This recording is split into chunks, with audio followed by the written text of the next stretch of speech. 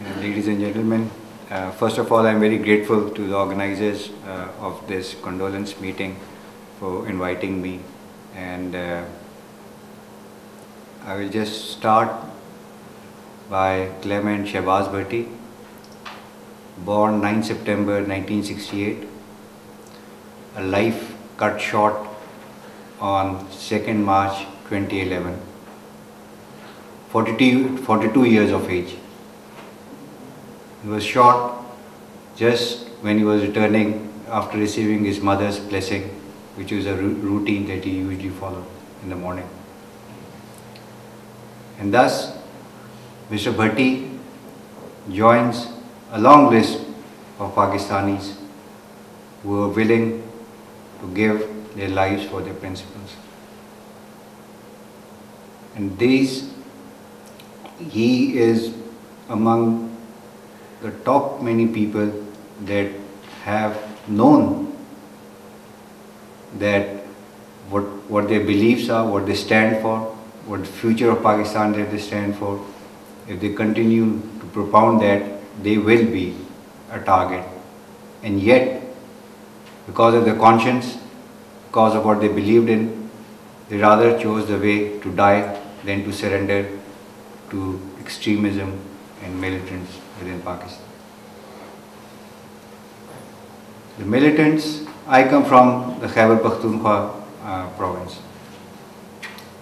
And as you all know, Khyber Pakhtunkhwa has been the largest target of terrorist activities in Pakistan. Thing to notice is why have these terrorist activities, these suicide bombings increased in the last 3 to 4 years. That was precisely when the democratically elected government came into Pakistan. 3 things I'd like to talk to you about. The first is Khyber Pakhtunkhwa. There, the Awami National Party, which is a provincial party, is the government in power. Anybody who is familiar with Pakistan's politics would know that almost every day their leaders are being shot, murdered by suicide attacks, by these religious extremists, terrorists, fundamentalists, whatever you may call them, every day. Why is that so? Because first of all, ANP has arrogated to itself the idea of Pashtun nationalism, which the Taliban cannot take it away from them and say and speak that, they speak the voice of the Pashtuns. So that is their biggest problem, that they have not been able to take their ideology on ethnic basis, because they are met with strong resistance by the ANP. That is why they have been a target. The other people are the politicians. And why are they targeted? Because since this democratic elected government has come, they've just completed 3 years.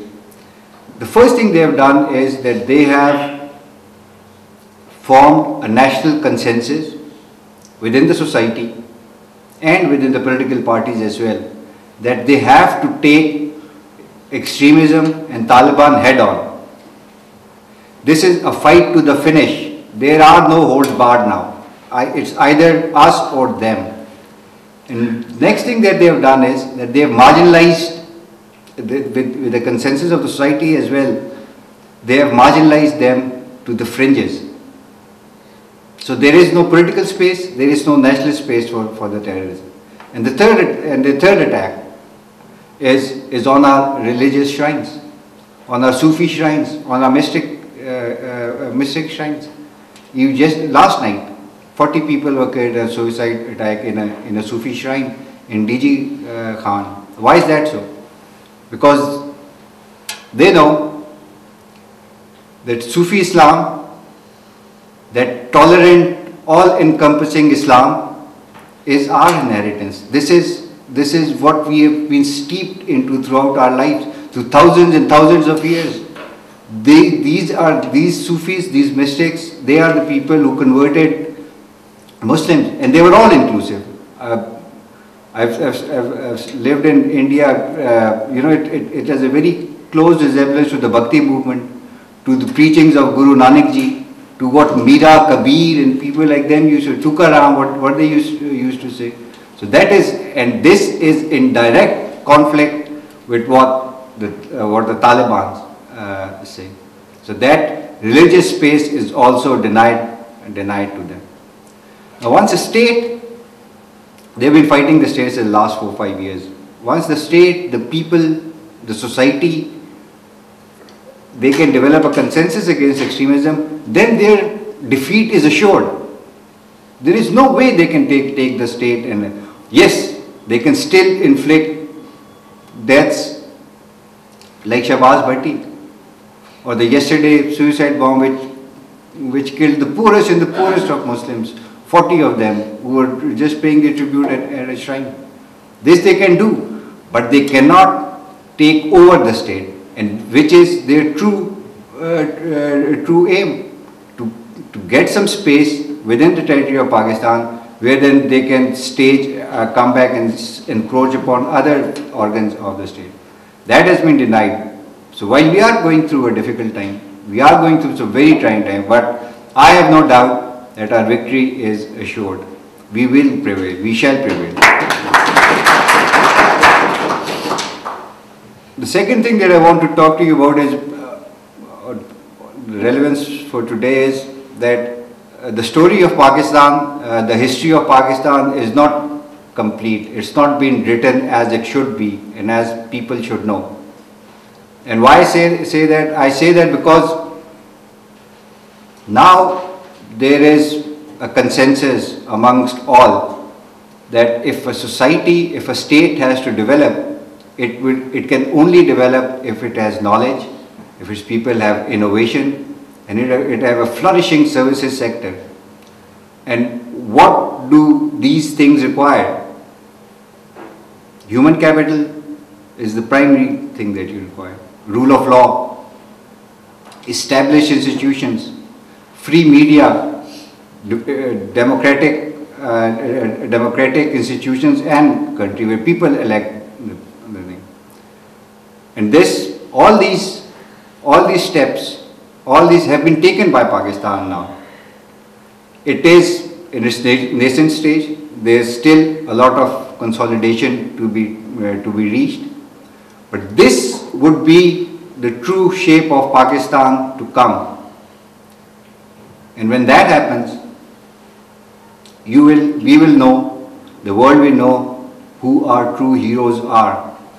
And they are people like Zulfikar Ali Bhutto, people like Benazir Bhutto, people like Salman Taseer, and probably the youngest but the brightest star of them, Clement Shahbaz Bhatti. And finally, you know, when I think about it, he was just 42 years old, 42 years old, 6 years younger than me. And look what he has achieved in his lifetime. You know. He was the first one to establish, to fight, in fact, for the system of joint electorate. During Zia's time, what had happened was that he had separate electors, that minorities would vote separately, and this what was known as religious apartheid in it. He successfully fought that, and in 2002 that was done away with. 5% quota in all government jobs for the minorities. That was Shahbaz Bhatti's achievement. Minority seats in the Senates, four of them. That was Shahbaz Bhatti's achievement. And all this in just a span of 42 years. And if I can go on, he started the peace committees, interfaith harmonious communities, harmony communities at the district level. And it was his grassroots activism that led to all this. He would be wherever his people needed him. There was a call from Charsadda a few months back that some Christians are being threatened. He went straight away there till the matter was pacified. On Gojra, he was at the police station till the police did not file an FIR. He was standing there till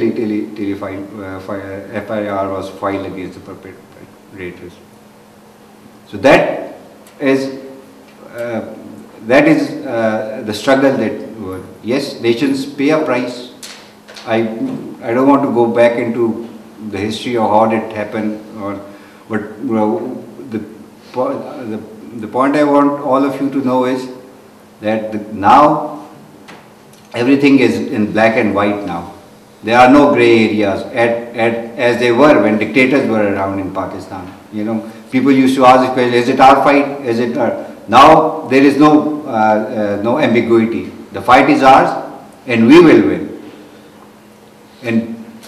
And I have no doubt, I really have no doubt that once the true history of Pakistan is written, it is people like Shahbaz Bhatti who will come out glorious. Thank you very much.